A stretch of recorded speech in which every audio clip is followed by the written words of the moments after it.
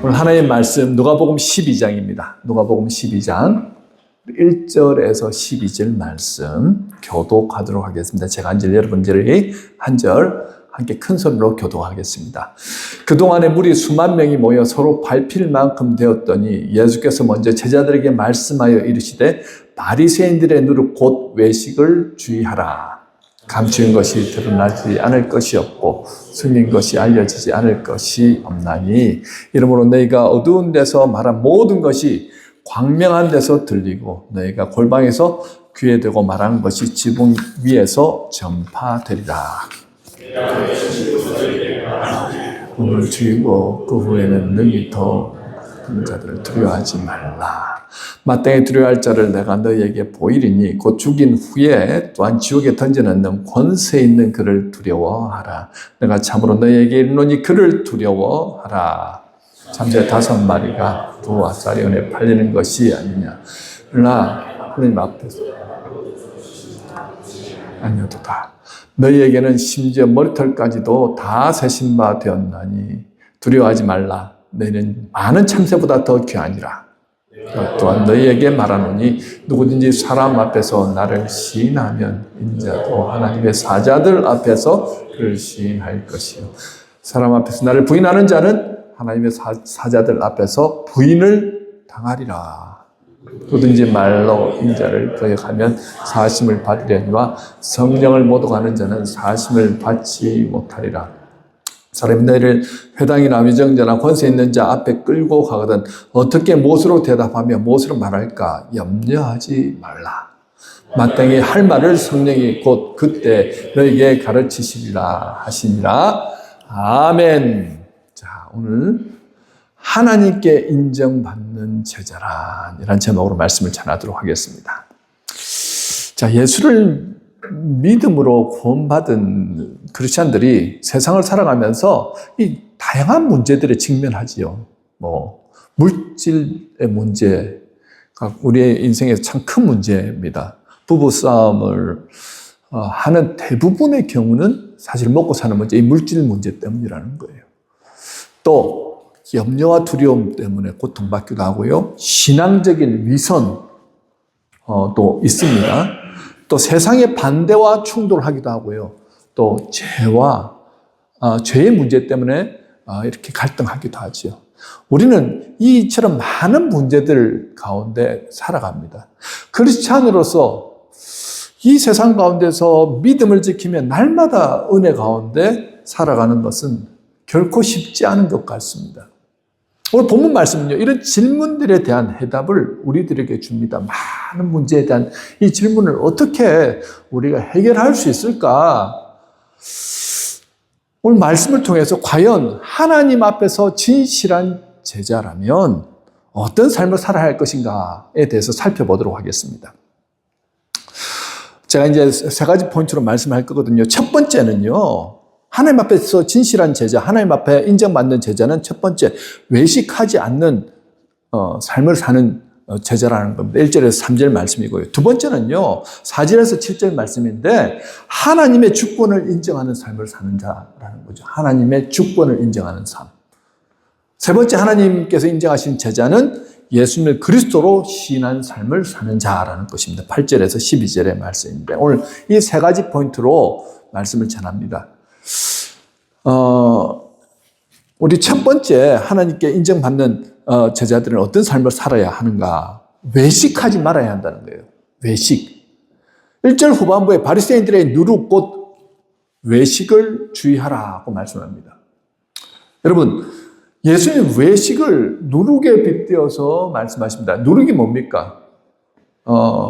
효모지요, 효모. 빵을 만들어서 부풀게 만들 때 사용하는 겁니다. 밀가루를 반죽해갖고 그 안에다가 이렇게 밀가루 반죽할 때 넣어가지고 놔두면 숙성해가지고 부풀어 오르잖아요. 요만한 밀가루 반죽이 나중에 이만한 떡덩이 큰 빵이 돼서 나오지 않습니까?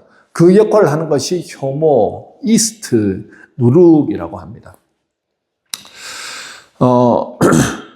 여러분, 외식이란 문자적으로 가면을 쓰다 아니면 연기를 하다라는 뜻입니다. 본 모습은 숨기고 가식적으로 좀 더 있는 것처럼 좀 더 멋진 사람이냐? 부풀려서 보이는 행동을 외식이라고 합니다. 다른 말로 하면은 위선이라고도 하거든요. 위선. 없는 데 있는 척. 그게 정도의 차이지만 우리가 속된 말로는 사기라고도 하잖아요. 네. 이 위선적 태도는요, 부풀어 오름, 즉 자기 자신을 과대 포장하는 것과 관련이 있더라는 것입니다. 동물도 그렇잖아요. 동물도 어떤 위험에 직면하면은 곰 같은 경우도 그냥 기어다닐 때는 그렇게 큰 줄 몰랐는데 위험을 당할 때는 어떻게 해요? 두 발을 꼿꼿이 세워서 사람처럼 딱 서가지고 팔을 이렇게 펴면요, 거의 한 3m 가까이 키가 이렇게 되더라고요. 굉장히 이렇게 해서 위협적으로 보이죠. 그 다음에 우리가 잘 아는 동물 중에 깃털을 이렇게 팍 세우는 공작새 같은 경우도 처음에는 보면은 그냥 꽝 같습니다. 그런데 위협을 받을 때는 깃털을 세우면요, 굉장히 큰 새처럼 보이죠. 사람도 싸울 때 보면 어떻게 합니까? 어깨에 탁 이렇게 힘을 주고 어깨를 쫙 펴고 허리를 탁 이렇게 감싸면 굉장히 덩치가 큰 것처럼 보이잖아요. 본능적으로 동물이나 사람들은요, 부풀리려고 하는 그런 어떤 경향들이 있습니다. 보통 사람들은요, 자기의 모습보다 좀 더 커 보이게 하기 위해서 우리는 어떻게 합니까? 자기의 이력을 부풀리는 경향이 있습니다. 작은 것도 굉장히 크게 만들지요. 외국에서 공부하지 않았음에도 불구하고 어느 학교에서 이런 과정 저런 과정을 막 공부했다고 거짓으로 써놓는 그런 경우도 있습니다.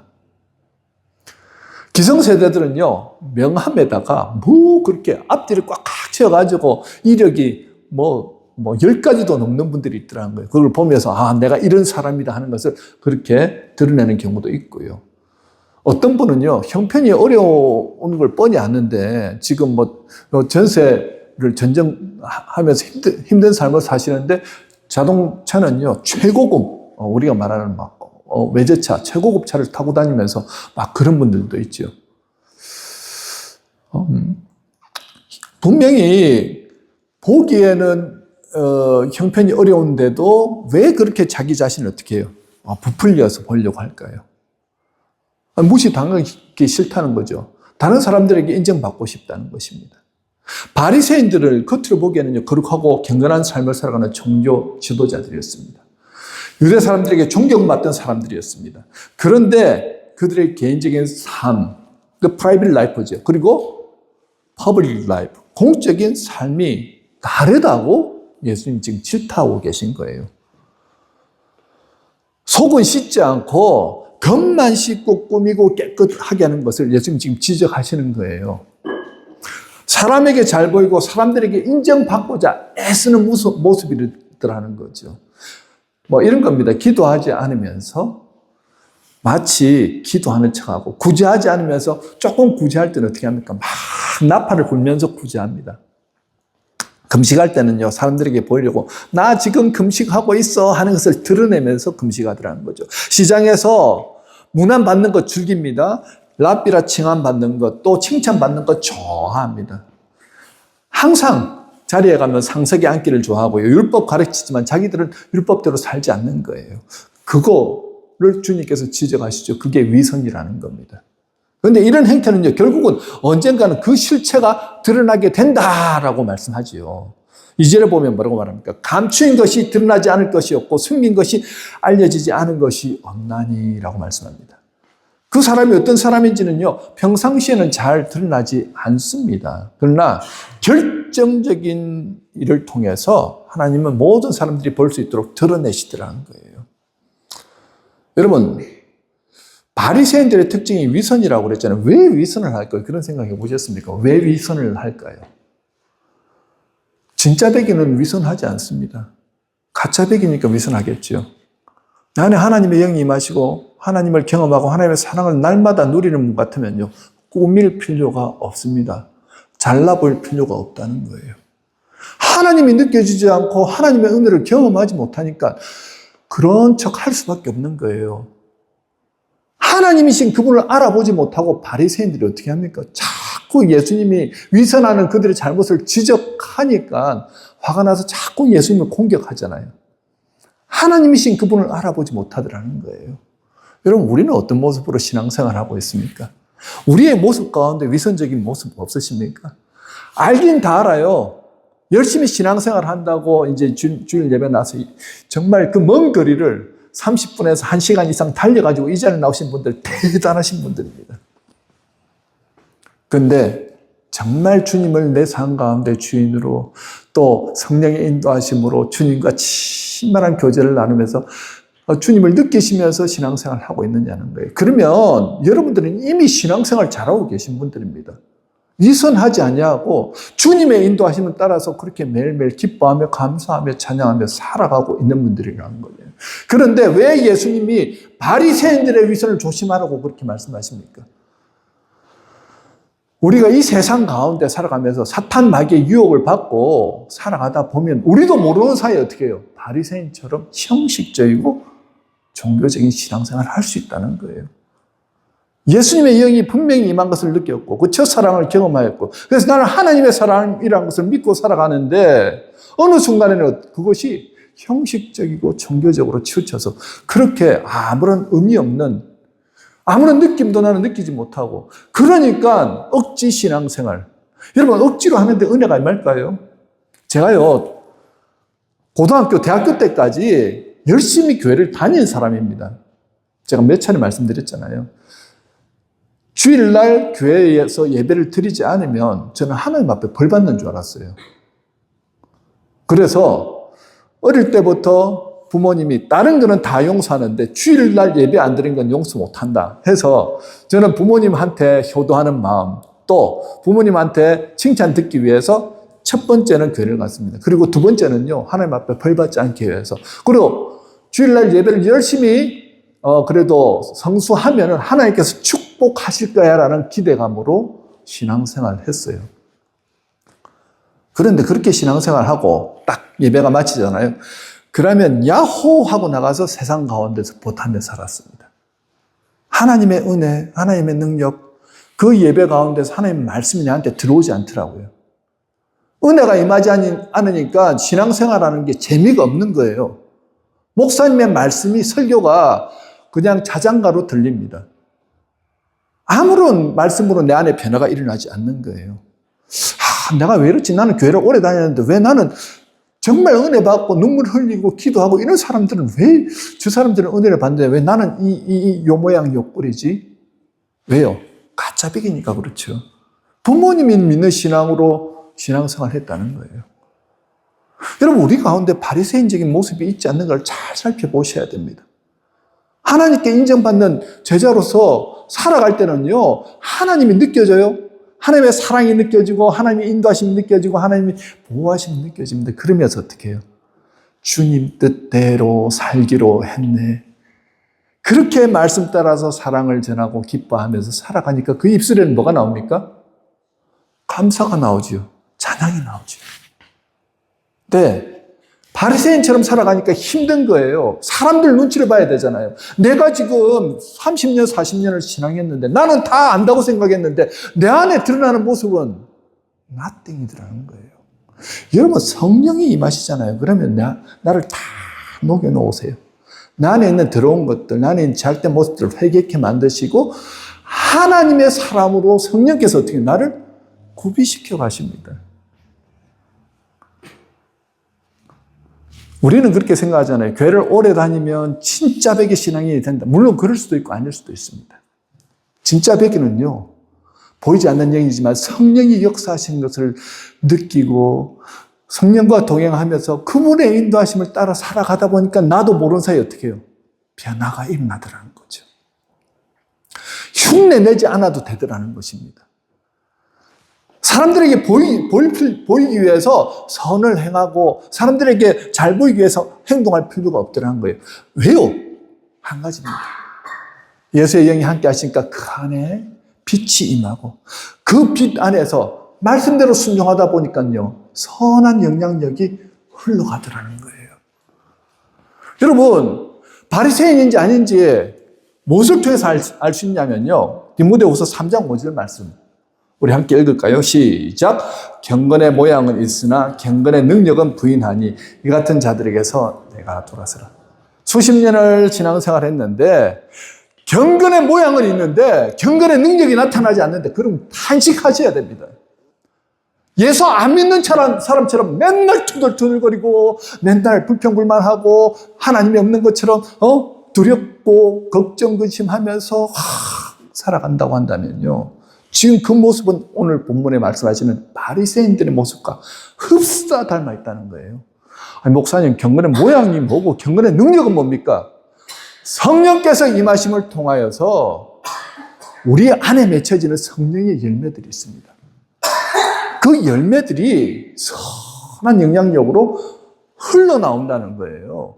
내가 만들어서 내는 게 아니에요. 흉내 내는 게 아닙니다. 여러분도 아시잖아요. 흉내 내서는 오래 가지 못한다는 거예요. 오늘 말씀도 그러잖아요. 드러나게 돼 있다는 거예요. 하나님께서 드러내시겠다고 말씀합니다. 위선적인 신앙, 억지 신앙, 그냥 흉내내는 신앙 금방 드러난다고 말씀합니다.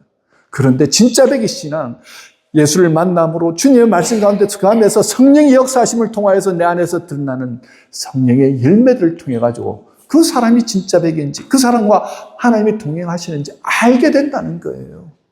제자들에게 하시는 말씀이 그거예요. 너희 바리새인들처럼 그런 위선적인 신앙생활 하지 말라는 거예요. 종교적인 신앙생활 하지 마라. 오늘 이 가운데도 아무런 느낌이 없습니까?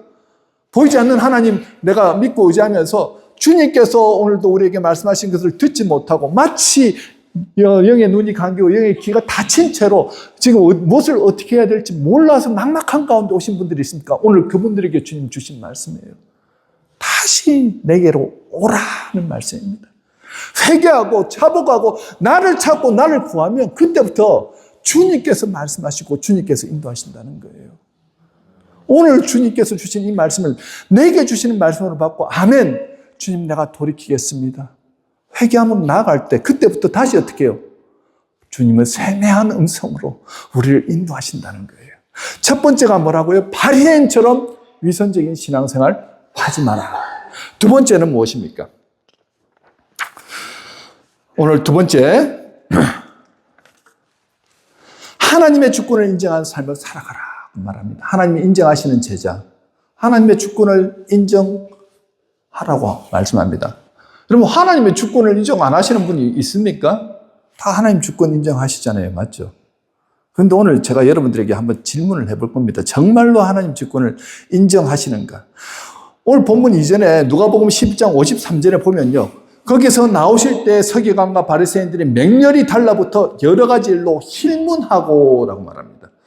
자, 지금 예수님 바리새인들, 서기관들, 이 사람들은 그 당대 최고의 종교 지도자들입니다. 성경 전문가들이고요. 누구보다도 하나님과 친하면 친한 관계에 있는 가장 하나님에 대해서 잘 아는 사람이었다는 거예요.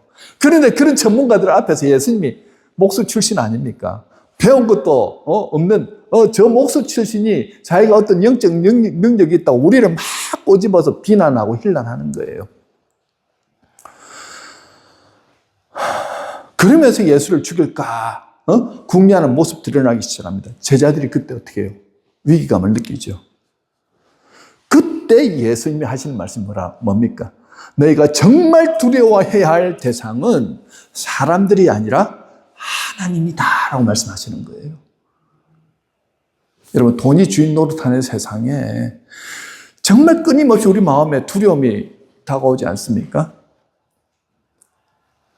사람들이 만성적인 두려움 속에 살아가는 것은요, 그 때문이지요. 현대인들은요, 행에 뒤처질까, 잊혀질까, 쫓겨날까, 비난받을까 전전긍긍하면서 다른 사람의 눈치 보기 바쁩니다. 조금 돈 있고 권력 있고 능력 있는 사람들 눈치를 보면서 자존심 상해가면서 그렇게 살아갑니다. 이렇게 자꾸만 길들여져서 진실한 삶으로부터 점점 멀어져 가더라는 거죠. 누가복음 12장 4절에 몸을 죽이고 그 후에는 능히 더 못하는 자들 두려워하지 말라. 우리 몸을 막 죽이려고 하는 이 땅에 사는 힘 있는 사람들 그 두려워하지 말라는 거예요. 이 말씀은요, 우리에게 진정한 해방의 길로 우리를 인도한다는 거예요. 어떻게 우리를 해방의 길로 인도할 수 있습니까? 여러분, 정말로 두려워해야 할 분이 누구인지 분명하게 알고 분명하게 믿잖아요. 그럼 그 두려움이 사라져요. 오늘 5절 후반부에 보면 뭐라고 합니까? 곧 죽인 후에 또한 지옥에 던져넣는 권세 있는 그를 두려워하라. 자, 이 말씀 들으니까 여러분 어떤 마음이 듭니까? 지옥에 던져넣는 그분, 무서워. 하나님, 심판대 앞에 서면 죄 많이 지었으니까 나 지옥에 갈 수도 있겠네 하면서 나는 지옥에 가기 싫으니까 나 하나님 잘 믿어야지. 혹시 그런 억눌린 마음으로 하나님을 찾고 믿음 가운데 살아가십니까? 우리 하나님 그런 분 아니지요. 지옥이라는 단어 자체가요, 사실은 죄인들이 벌 받는 장소, 예수를 믿지 않고 죽으면 이렇게 가는 곳이라는 그런 의미로 사용됩니다. 그런데 예수 안 믿으면 지옥 간다는 말이 어쩔 수 없이 예수를 억지로 믿는다고 한다면 그 신앙은 결코 자유로울 수가 없겠죠. 제가 예전에 그랬잖아요. 내가 지옥 갈까 싶어서 나는 주일 성수 지켰다고요. 내가 은혜 받기 전까지, 인격적으로 예수를 만나기 전까지 그렇게 신앙생활을 했는데 아무런 능력도 아무런 은혜도 임하지 않았습니다. 여러분, 근데 인격적으로 예수님을 만나고 예수님의 살아계심을 경험하고 난 다음부터 제 삶은 완전히 바뀌었거든요. 억지 신앙에는 기쁨도 감사도 즐거움도 없습니다. 그 자체가 억지로 할 수밖에 없기 때문이죠. 여러분도 제가 오늘 칼럼 혹시 읽어보셨는지 모르겠지만 우리가 장로가 되기 위해서 이런 조건이 필요하고 또 우리 목양위원들 내지는 운영위원들도 이런 모습으로 준비된 분들이 서야 합니다 하라고 이제 이렇게 써놨거든요. 자, 딱 들으셨을 때 또 교회에서 생명의 삶 들으래. 말씀의 삶 들으래. 이런 조건 저런 조건 해서 왜 우리를 이렇게 힘들게 해. 이거 의무적으로 해야 돼. 이러면 여러분 어떤 마음이 드세요? 정말 스트레스 받아. 하기 싫어. 딱 거부감이 먼저 들지요. 제가 너무 전곡을 찔렀나요? 그렇잖아요, 사실은. 그런데 왜 그렇게 거부감 들 걸 알면서 왜 그렇게 할까요? 말씀을 듣다 보니까, 하나님의 사랑을 자꾸 듣다 보니까, 경험하다 보니까 진정으로 하나님을 만나는 거예요. 자, 하나님의 주권을 인정한다는 게 여러분 구체적으로 뭔지 아십니까? 이 사람들은요, 하나님의 주권을 인정하지 않았다는 거예요. 바리새인들, 세리관들, 하나님을 많이 아는 것 같았지만 지금 앞에 계신 예수님이 하나님이라는 그 사실도 알지 못했고요. 성령의 인도하심조차도 그들은 깨닫지 못했다는 거예요. 성령께서 역사하시는데 정말로 그 하나님이 어떤 분인가를 모르니까 어떻게 해요? 그들은 성령이 예수님께서 귀신을 쫓으시고 성령의 역사를 통해서 놀라운 역사를 일으키는 걸 보고 뭐라고 합니까? 바알세불을 힘입어서 이런 일을 한다 라고 예수님을 비방하고 그렇게 몰아가더라는 거죠. 영의 눈이 감겨 있더라는 것입니다. 하나님을 모르더라는 거예요. 그렇게 오랫동안 하나님에 대해서 배우고 신앙생활 열심히 한다고 했던 그 사람들이 하나님의 아들인 예수님의 앞에 있는 것을 보고도 전혀 깨닫지 못하더라는 거죠. 여러분, 하나님의 주권을 인정한다는 게 무엇인 줄 아십니까? 저는 여러분들에게 한번 물어보고 싶습니다. 여러분 정말 하나님의 주권을 인정하십니까? 아멘이시죠? 그러면 다시 한번 제가 예를 들어서 한번 물어보겠습니다. 이스라엘 백성들이 가나안 땅에 갔을 때 정말 하나님만 섬기도록 그렇게 부름받았잖아요. 광야 40년을 지나서 하나님 기적적인 그 능력에 의해서 가나안 땅에 들어갔습니다. 그때 제일 먼저 모세가 하나님이 모세에게 주신 10계명의 1계명이 뭘까요? 나 외 다른 신을 섬기지 말라. 또 나 외 다른 신을 두지 말라. 헬라 원어에는 히브리어 원어에는 두지 말라고 되어 있습니다. 무슨 말입니까? 하나님과 내 사이에 다른 것 두지 말라는 거예요. 그런데 이스라엘 백성들이 그러니까 하나님의 얼굴 앞에 자신의 얼굴 앞에 그 사이에 다른 것 두지 말라는 겁니다. 근데 이스라엘 백성들이 가가지고 살아보니까 힘들거든요. 그 땅의 신들 바알 신도 있고 아세라 신도 있고 아세다루 신도 있고 금오스 신도 있고 몰록 신도 있고 자기들에게 도움될 수 있는 신들 다 가지고 와가지고 하나님과 그 사이에 딱 놔놓고 나는 하나님에게도 복받고 싶지만은 이런 이 토양신들에게도 그 지역에 있는 신들에게 복받고 싶다면서 딱 그 중간에 놓고 섬기더라 하는 것입니다. 여러분 그 모습을 보니까 어때요? 이스라엘 백성들 잘못했네. 벌 받을 만하네. 아마 그런 생각 드시죠? 그런데 우리의 모습 어떤가 한번 보십시오. 하나님 되심을 인정한다고 했습니다. 하나님 주권을 인정한다는 건 뭘 의미합니까? 전지전능하신 하나님, 무소부지하신 하나님. 하나님은 모든 것을 말씀으로 창조하셨습니다. 하나님은 어디에나 계신 분이십니다. 하나님은 죽은 자를 살리실 수 있는 분이십니다. 다 인정하잖아요. 맞죠? 그런데 우리가 실상 어려움 앞에 있을 때 진정으로 하나님의 주권을 인정하시냐는 거예요. 하나님 앞에서 정말 다른 것들을 두고 계시지는 않으십니까? 하나님과 내 사이에 돈을 두고 있지는 않습니까? 내가 소중하다고 여기는 자식이 하나님과 내 사이에 있지는 않습니까? 내 비전, 내 꿈을 위해 가지고 하나님과 내 사이에 두고는 그것을 위해서 하나님 앞에 복 주십시오 하고 그렇게 빌고 있지는 않느냐는 거예요. 그 모습이 바로 이스라엘 백성들의 모습이었고 저와 여러분들의 모습이 아닌가를 생각해 보자는 거예요. 하나님의 주권을 인정한 사람은요, 그 어떤 상황과 환경 가운데서도 하나님이 나의 하나님이십니다. 하나님이 나를 인도하실 수 있는 분이십니다. 하나님, 나와 함께 하심을 믿습니다 하고 믿음으로 걸어가는 사람입니다. 광야 40년의 시간을 지나고 이스라엘 백성들을 다 가나안 땅에 그렇게 안착시킨 그 지도자 여호수아가 마지막으로 은퇴하면서 하는 고백. 너희들이 이 가나안 땅에 이제 살아가면서 둘 중에 하나는 분명하게 선택해야 된다. 무엇이냐? 이 땅의 신들을 섬기든지 아니면 하나님을 섬기든지 둘 중에 하나만 선택하라는 거예요. 나와 내 집은 오직 여호와 하나님만 섬기겠다. 이것이 하나님의 주권을 인정하는 사람의 태도라는 것입니다. 저와 여러분 그렇게 인정하십니까? 아멘입니까?